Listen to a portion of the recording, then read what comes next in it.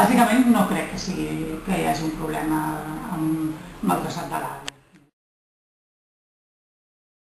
Vull dir, hem de pensar que les línies del metro, la 5 i la 2 estan molt properes.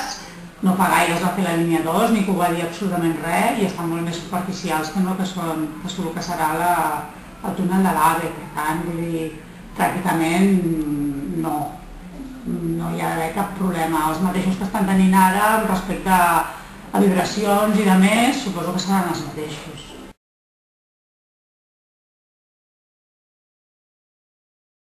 Les mesures encara no han començat les obres, per tant, vull dir, s'haurà de veure quan comencin les obres què és el que hi ha. Se suposa que l'empresa que estarà fent el túnel controlarà tot això des d'un principi.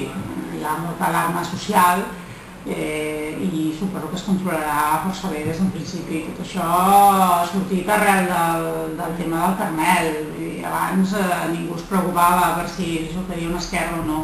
Ara la gent està molt sensibilitzada. Jo penso que l'AVE per litoral és una obra molt més complicada i molt més costosa, i no crec que sigui una alternativa viable en aquests moments. Penso que el traçat de l'AVE ha estat un tema polític des d'un principi, i quan els temes són polítics es porten malament i els resultats són dolents, que és el que està passant ara. Vull dir, si des d'un principi s'hagués plantejat exactament com havia d'entrar l'alta velocitat a Barcelona i s'hagués plantejat més des d'un punt de vista més real sobre el terreny i tal, no hagués passat el que ha passat ara.